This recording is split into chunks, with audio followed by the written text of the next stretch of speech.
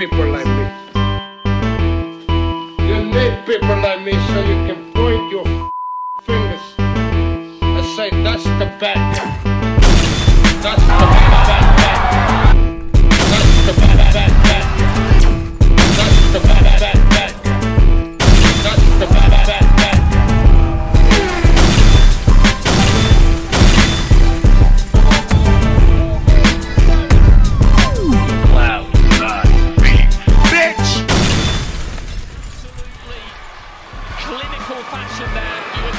Welcome to the mother relay. We're covering today's top boxing news.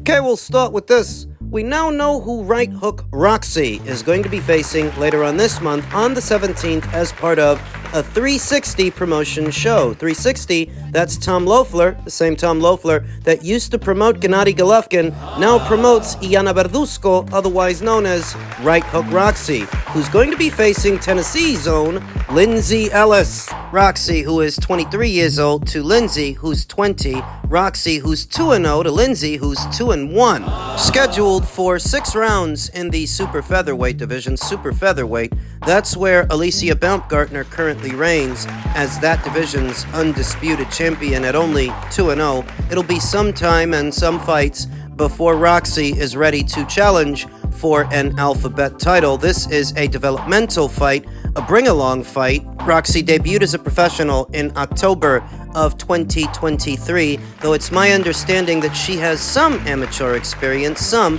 perhaps not at the Olympic level, but she does have some amateur fights, and she did spend a bit of time in Team Combat League. Banked a couple of rounds there. Team Combat League that treats boxing as a team sport where several fighters of the same city box as a unit for 1 round at a time, and the team that banks the most rounds wins the contest. It's my understanding Roxy spent a bit of time there, banked a couple of rounds there, and thus she's more experienced under the hot lights than her professional record suggests. And more experienced than young Lindsay Ellis, who last saw action in August of last year opposite the ring Sarah Click, who beat her by way of a majority decision in what was a 4-rounder. August is the last time that Lindsay saw action, whereas July is the last time that Roxy saw action, so both fighters are on a similar schedule. They've been out for a few months, and this will be their first fight jointly in the new year. Though having seen both of them in action, you can tell almost immediately that Roxy is a more experienced and more well-schooled boxer than young Lindsay, that Lindsay's still very raw, rough around the edges. The way she darts out of her corner, pushing with that jab, pushing it instead of shooting it. Her feet are all over the place. You can see it's hard for her to keep her shape as she goes on the attack. She's not put together. She's not a put-together fighter. I mean, nowhere near. Not even for a fighter with 3 professional fights. You can tell there's a lot more bring-along needed and a lot more work to do, whereas Roxy, comparatively, keeps her shape a lot better, fighting out of a Philly shell, leading with the right. She's a southpaw, hence the name, Right Hook Roxy. Leading with her right in order to set up her left, her backhand, that's her power hand, landing with some regularity. She closes the distance, applying pressure, keeping up with and keeping on her opponent. Thus, I anticipate that's a punch she's going to land with some regularity later on this month as she shares the ring with Lindsay Ellis, who's a bit taller, bit longer, bit more wiry, though frenzied in the exchange. Those big wide punches and sweeping shots that can be countered. Difference in the quality of the work. Roxy's punches are a lot shorter, tighter, where Lindsay's punches are a lot slower and wider, less defensible, easier to counter, easier to see coming. And so not only am I going with Verduzco, Right Hook Roxy, to win the fight, I'm going to go with Roxy to knock out Lindsay Ellis. I think she's about to bank her first recorded knockout in what will be her 3rd professional fight. On the front foot or on the back foot? On the offensive or on the defensive? Right Hook Roxy is better than Lindsay in every department, and you can see that plain as day. She's going to exploit those gaping holes in Lindsay's offense and all those frenzied attacks, all those wide sweeping shots, just all of it. She's going to take advantage, like she's supposed to, and record her 3rd professional victory and perhaps her first recorded knockout. Right Hook Roxy is the pick. Look for this later on this month on the 17th as part of a 360 Promotions show. No damn fight down. We always fight the best of the best, but we don't believe that Morrell Matias is a worthy opponent to fight for this. Do you think a guy that has no fan base really, lost in his own hometown or in his own home country, deserves this type of ambiance and magnitude to fight the best fighter in the weight division? Yeah. Lost in his own hometown. Didn't you lose in yours to George Kambosos? Wasn't that in New York? And isn't New York your hometown? He's giving it away. He's basically giving it away that he did reject the Morrell Matias fight. When you talk about him the way that you're talking about him, that you don't think he's worthy of a shot at your title, but Steve Claggett was? How many fans does Steve Claggett have? And what separates a Steve Claggett from a Morrell Matias? Because you were okay to fight Steve, and Steve is just as, if not more obscure a fighter than Morrell Matias. It's very obvious what it is, and if it's not, you're just lying to yourself. Morrell is a lot more dangerous than a Steve Claggett. Even if both of those fighters have their limitations, Morrell is just a more dangerous version of Steve Claggett. Steve, who gave Teofimo all he could handle. He wouldn't back up and he wouldn't back off. He stayed in his wheelhouse, and even if he lost, he was still able to push Teofimo, whereas Morrell might be able to do more than that. And it's for that reason he doesn't want to fight that guy. He never did. I remember several months ago that Teofimo claimed to have sent Morrell an offer for a fight, knowing that Morrell was injured and would not be available. Why would he send an injured fighter who he knows isn't available an offer? For the optics, to make the boxing community at large believe he was trying to make a fight, so that several months later, when Morrell isn't injured and he's available, oh, now you don't want to fight him because now he's not worthy. Well, why was he worthy a couple of months ago? What changed?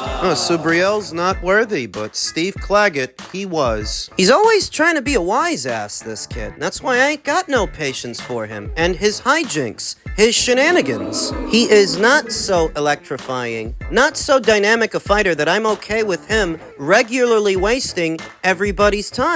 Yours, mine, and Top Rank's, because it's got to be a nightmare to promote this kid. And we wanted to unify with Richardson Hitchins. We wanted to do some things with Madison Square Garden. You know, I can't speak for that or for them. You know, we just kind of throw the idea to Top Rank. They just didn't want to pay it. They just felt like it wasn't worthy. They felt like... Well, I can tell you what they felt like. I can tell you what they thought. That you've got a belt and you want a large sum, but Richardson Hitchins has got a belt, so he's going to want a large sum too. And he's over there at Matchroom. He's a Matchroom fighter. What they felt is that this fight is far more expensive than what it stands to generate at the box office and at the gate. That's what they felt, and they were right. The Morrell Matias pay-per-view would do better than Richardson Hitchins in New York, which is for unification, and that threw me off. You know what I mean? I mean, you guys added up. What did I ever do to Top Rank for them to act this way? Well, you tried to backdoor them years ago with the George Kambosos fight. You did that. Triller and all of that stuff that ended up blowing up in your face. You've been a nightmare to work with, a nightmare to promote, a nightmare to try to make fights for, and on top of that, you publicly defamed them by claiming a racial bias. You claimed that they preferred black fighters as opposed to who? As opposed to you? That's what you did. I mean, don't you guys want to see Teofimo fight? Don't you guys want to? Here's the thing. This is what we're hearing. I don't know if it's been confirmed or not, but we're hearing that Top Rank may be doing a deal, an exclusive deal with DAZN. I've heard those same rumors, talked about them here on the channel, that as ESPN's existing deal with Top Rank comes to an end in the summer months this year, they may make a seamless transition over to DAZN. It's not confirmed, but the rumors are out there. That's what Michelle is talking about. Which obviously opens up the landscape a bit more without having to feel like we're, you know, is it an ESPN fight? Is it a DAZN fight? If that's the case, there could be some potential crossover fights there with Matchroom fighters. Matchroom fighters like Richardson Hitchins. Let me fill you in on something clear. I don't even know that Teofimo was serious about doing a unification with Richardson Hitchins. That's not a good fight for him. Because of all the things you struggled with in the Sandor-Martin fight, the movement, Richardson Hitchins is going to move. And all the things you struggled with in the Jermaine Ortiz fight, the fighter's height and the fighter's length. Richardson Hitchins is a taller, longer fighter than you are stylistically. That's not a good fight for Teofimo. But he claims he pitched that idea to Top Rank and they were not receptive. Anyone there? I think, honestly, with good faith, I've tried and I've done for several years now, take it or leave it, or I never complained with Top Rank nor the matchmakers. They gave us a fight and we made it happen. I believe by doing so, that's what gave us a world title at 22, you know, with my 15 pro fight. And in the 16th fight, I got undisputed against Lomachenko. So we did our part. We've shown our part. But now Teofimo wants to talk a little bit where I could go and what we should do. And it doesn't seem like certain people don't like that. You know, I'm not saying Bob Arum. I think Bob Arum agrees that it's not a pay-per-view worthy fight with Matias. But we look forward to seeing what they do with the zone if that's the case. And you know, I definitely, if I had a magic wand, I'd be a free agent. Isn't that what I've been telling you? I'm of the opinion that what Teofimo is doing is waiting out the length of his contract, perhaps waiting for a specific date for that existing agreement to expire so that he can move forward as a free agent.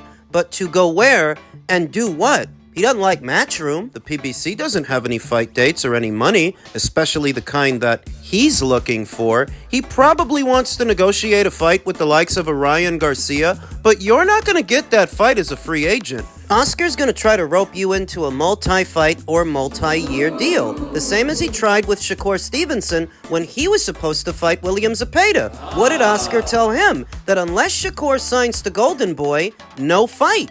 Might tell Teofimo the same thing about a Ryan Garcia fight. All these fighters that really don't even draw that much think that free agency is the answer, that free agency will solve all their problems. Well, maybe when you have the marquee value of a Canelo, but you don't. And a lot of you might be thinking to yourselves, why doesn't Top Rank just get rid of this kid? He's a headache. And it's because if they did, it would set a bad precedent for their other fighters moving forward. That if any one of them wants to be released, all they have to do is start piping up like Teofimo. Start misbehaving like Teofimo. Because what he wants is for his deal to be terminated prematurely. He doesn't want to honor the deal. That's what he's not saying. So he's going to wait it out. He's going to sit on the bench, wait it out until the deal expires, whenever that is, and that's why he's not accepting the fights that they're offering him. The Brian Norman fight or the Subriel Matias fight. He doesn't want to fight. At this point, he's just the guy who's in the way.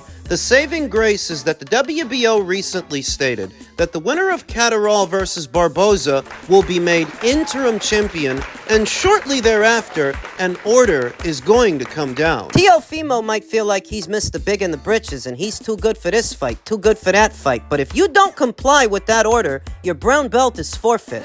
Then you won't be in anybody's way, and you can wait on the bench as long as you like. No time for time wasters. Because that's all this is. A giant waste of time. A boxer who doesn't want to box is about as useful as an asshole on your elbow. Boxing is what we're here for. And if you don't want to do that, hit the bricks. Bye. And finally, in men's light heavyweight news, payperview.com reveals David Benavidez versus David Morrell price point. We're a little over 2 weeks away from the first PBC pay-per-view event of this year, headlined by a light heavyweight clash between interim WBC champion David Benavidez and interim WBA champion David Morrell. Payperview.com recently revealed the cost of the event on their platform, which is $79.99, to no one's surprise. There were questions about whether or not the PBC would continue to price their events over $70, considering the pressure of Turkey El El Sheikh pricing his events in between $20 and $40 as of late.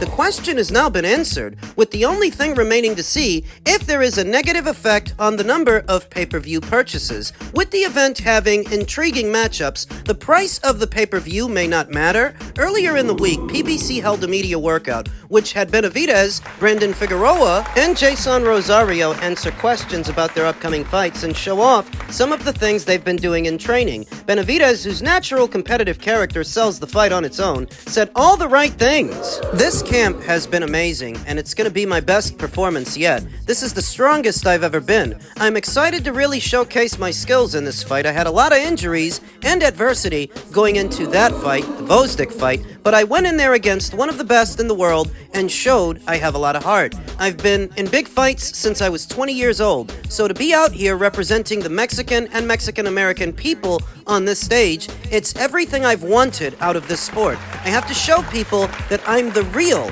Mexican monster. Payperview.com hosting the event means you can also take part in their exclusive live chat with guest hosts and other fans who are tuning in via the platform. Who wrote this article? Abraham Gonzalez, a longtime boxing scribe who, based on how he chose to write this article, you can tell he's a David Benavidez supporter. He's a David Benavidez fan, claiming that his competitive nature sells the fight on its own. That's optimistic. I had a lengthy conversation here on the channel yesterday with Hall of Fame inductee turned ESPN analyst Timothy Bradley about inundation of the American market with too many box office fights, and he and I both agree it's the fighters' financial demands leading to that more than the demands from the fans themselves, because while this is a good fight, Benavidez versus Morrell, it's not exactly pay-per-view worthy. David Morrell is not even a fully developed fighter. He only has 11 professional fights, and he doesn't have the kind of marquee value that him versus Benavidez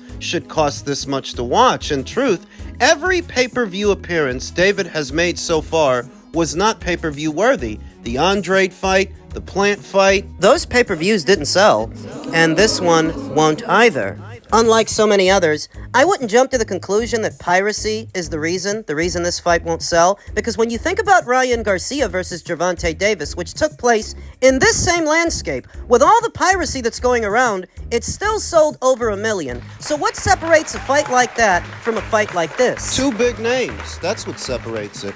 Two big names and a grassroots demand. Where this fight doesn't. David Benavidez versus David Morrell does not feature two big names. David Morrell is not a big name. Neither was Demetrius Andrade. And David Benavidez is not such a big name himself that he can put this pay-per-view on his back and bring in robust numbers off his name alone. So when people talk about piracy and the role it has to play in this pay-per-view landscape, don't overstate it. It's not just piracy, it's that this fight costs too much.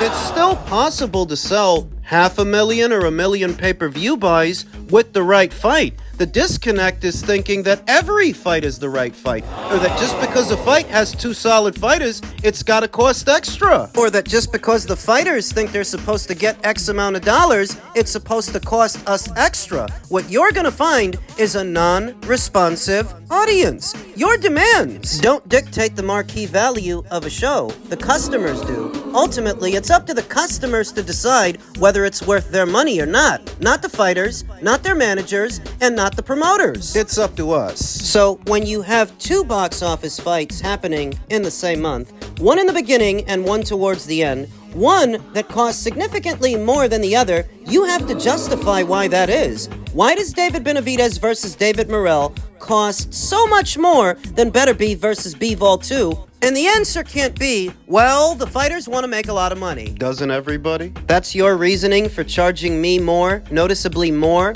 than the other guy? Yeah, this is a good fight, but it ain't that good.